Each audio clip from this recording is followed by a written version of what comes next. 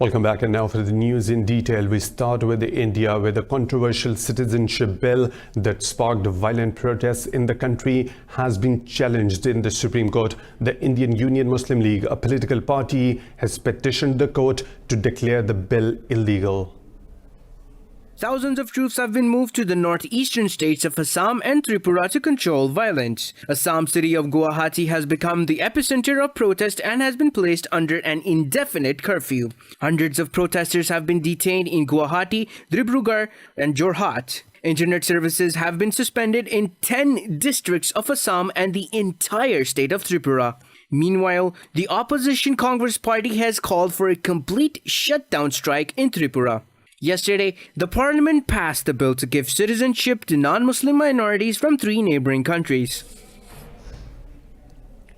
Pakistan's Prime Minister Imran Khan says the Indian government is pursuing a Hindu supremacist agenda. Khan was referring to the illegal annexation of occupied Kashmir and the controversial citizenship bill. He warned that India's actions can lead to a massive bloodshed and have far-reaching consequences for the world. Khan said the international community must step in to counter Prime Minister Narendra Modi's anti-Muslim agenda.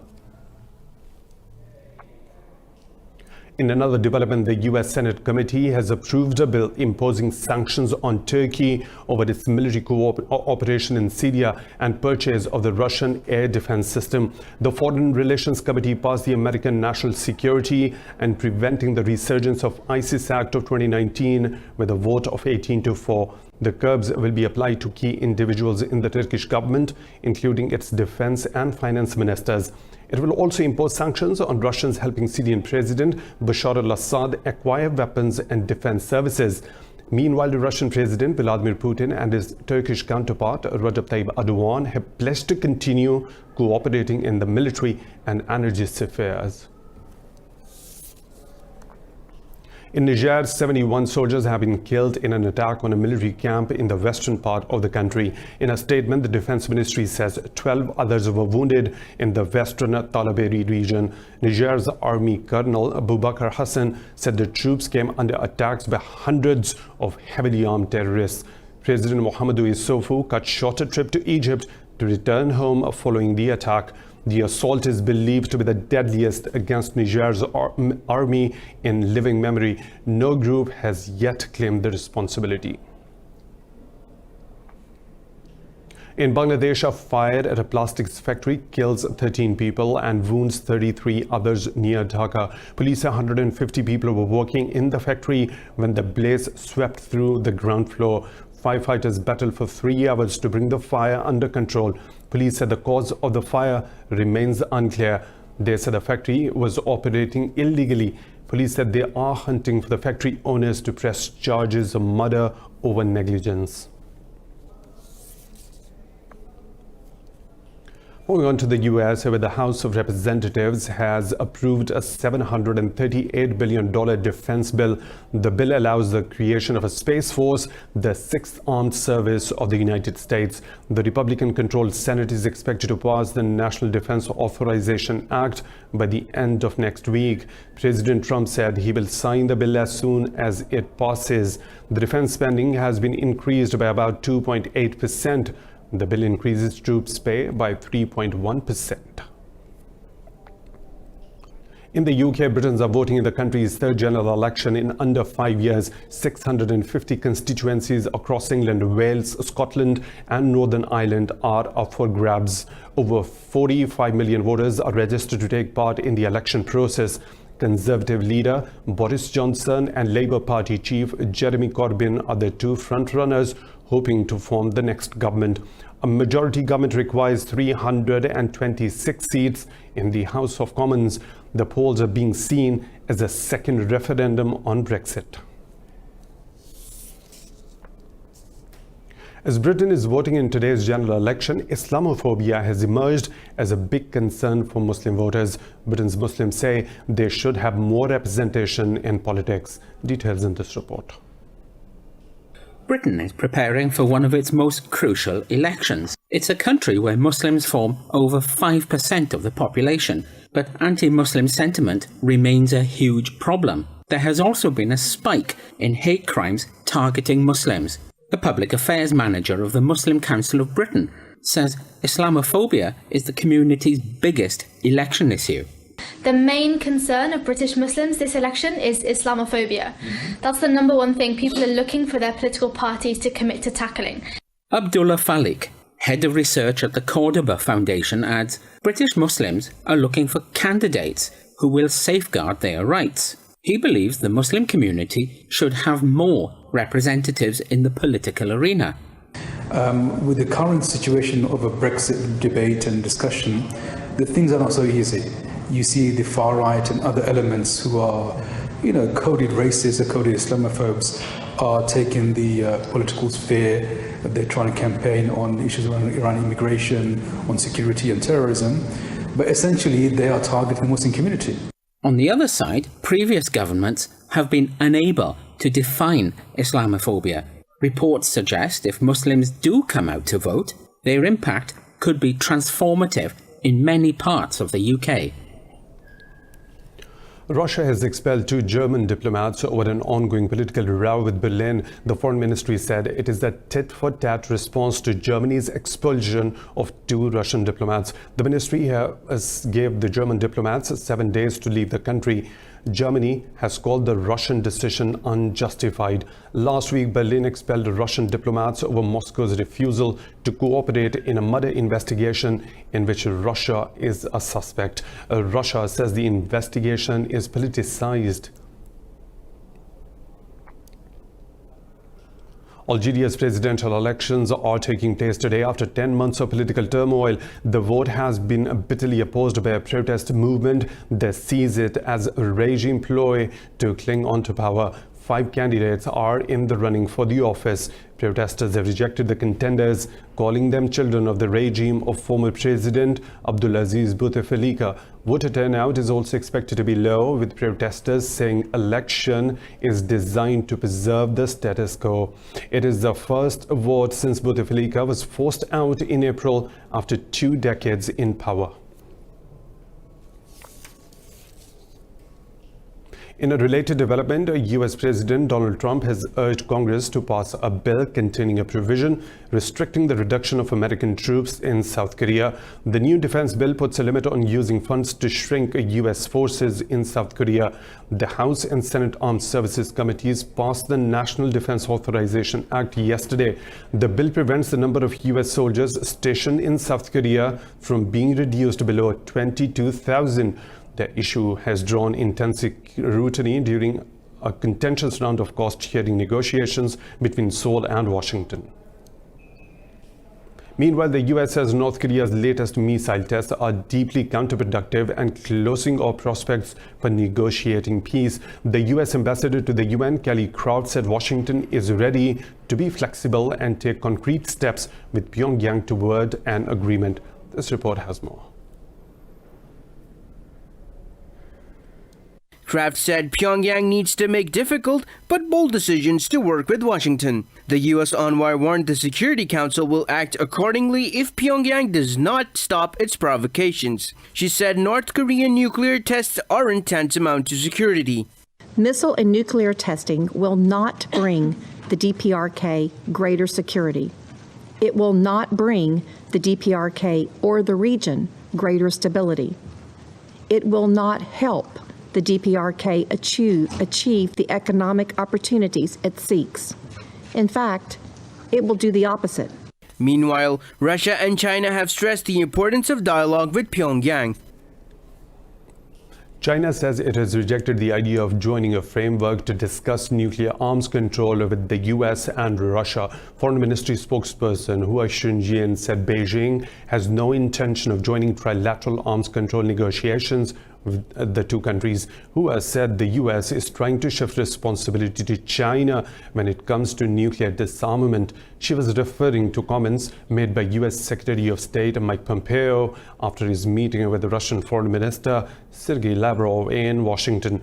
Pompeo and Lavrov discussed the New START bilateral nuclear arms reduction treaty, which is due to expire in February 2021.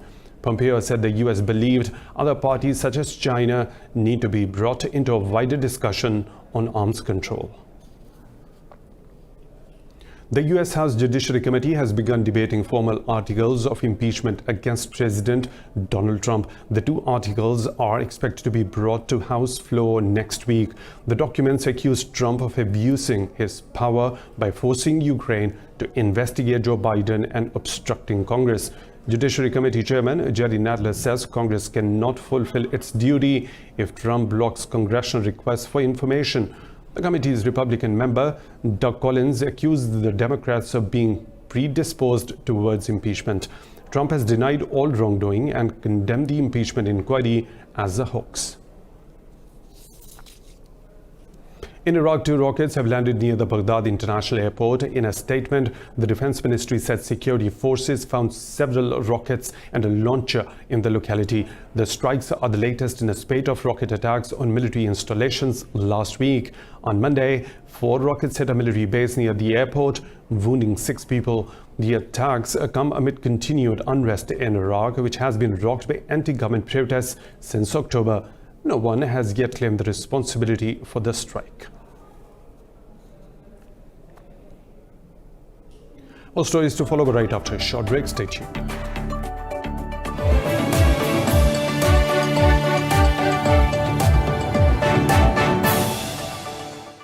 Welcome back. State Councillor Aung San Suu Kyi has returned to the ICJ to defend Myanmar against accusations of genocide of Rohingya Muslims. Gambia is expected to argue Myanmar's actions meet the definition of genocide.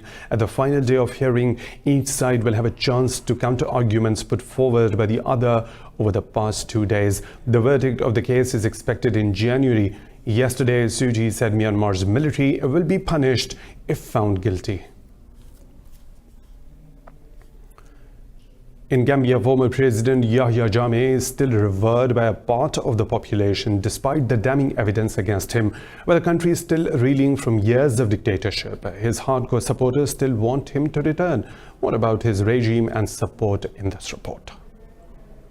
Former Gambian dictator Yahya Jammeh lost the country's presidential elections on December 1st, 2016. The event marked the end of a brutal regime that lasted 22 years in this tiny West African state, entirely surrounded by Senegal. But 3 years on, die-hard fans still sing the praises of the one-time tyrant, now in exile in Equatorial Guinea. He is the only president who can develop the country.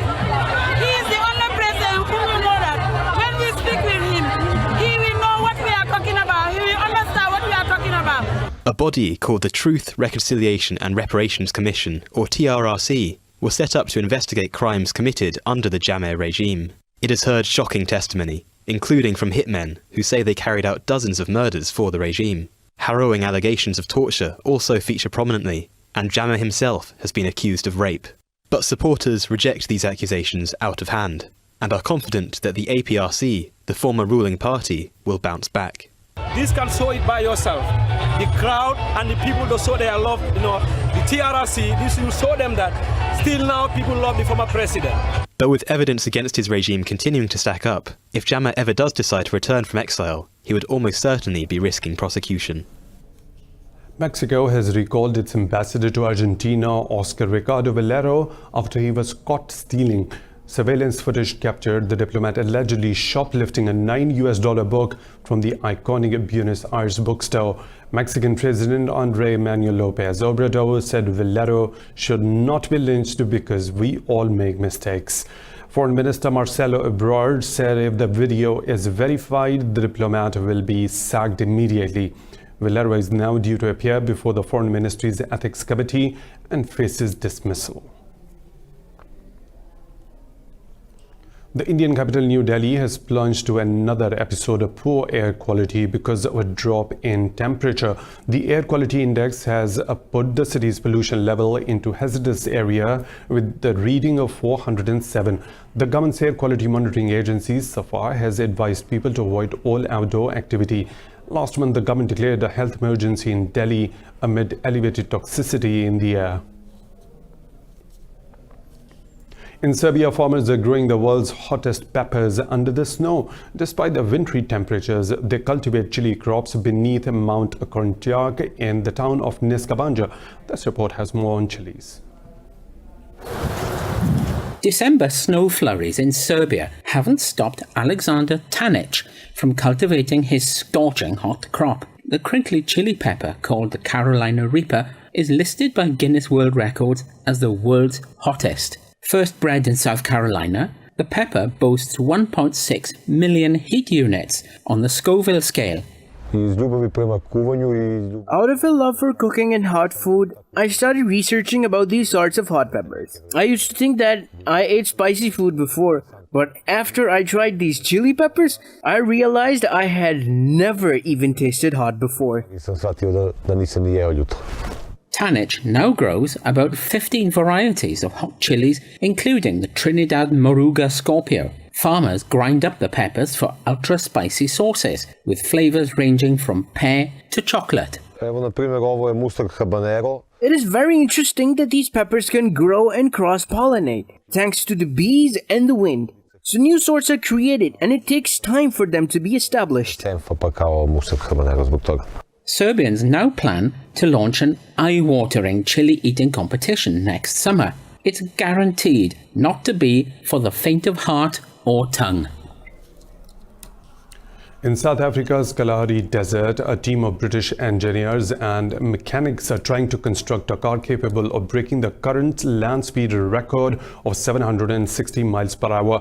But there's still some distance to travel before the Super Racer is ready to achieve that goal. What about Super Racer in this report? On the desert floor, rocketing up to 900 kilometers an hour in South Africa's Kalahari Desert, this car, created by British company Bloodhound, is still in its testing phase. They hope to get to the point where it can compete to break the land speed record of 1,223 kilometers an hour, the fastest speed achieved by a person in a vehicle on land. That's 900 kilometres an hour out of the way. We're now going to target something around about 980, see how that goes. And if we can get that fast, we'll see if we can sneak it up towards 1,000. The 16-kilometre stretch is located in the bed of a dried-out lake in the Kalahari Desert, one of few places in the world flat enough to shoot for such speeds. It's an out-of-the-ordinary car, with an engine to match. The vehicle is powered by a fighter plane's jet engine, which will later be reinforced with an additional one from a rocket. As it is a car, it has a steering wheel, has a throttle pedal, has a brake pedal. The total power while we're in South Africa this year is about 54,000 brake horsepower. With the first phase of testing complete, Bloodhound are back in the UK, with their return to the South African desert planned for the summer of 2021. By then, they hope to come equipped with an extra rocket engine, the boost that they hope will enable them to set a new land speed record.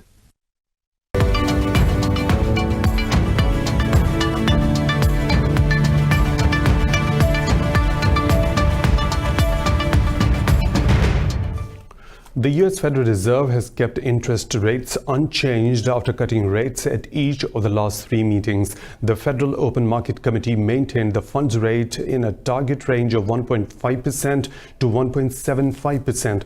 The Fed said the labor market remains strong and economic activity has been rising at a moderate rate. The central bank's chairman, Jerome Powell, said the economic outlook remains favorable despite global developments and ongoing risks. He said current monetary policy will probably remain unchanged.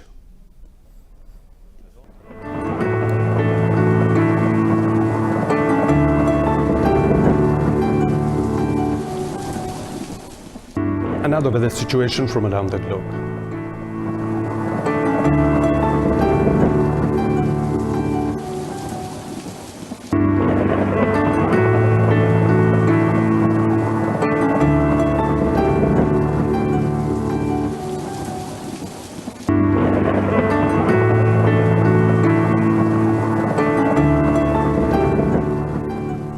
And that's all for now. For the latest updates, you can follow us on social media at Indus.News.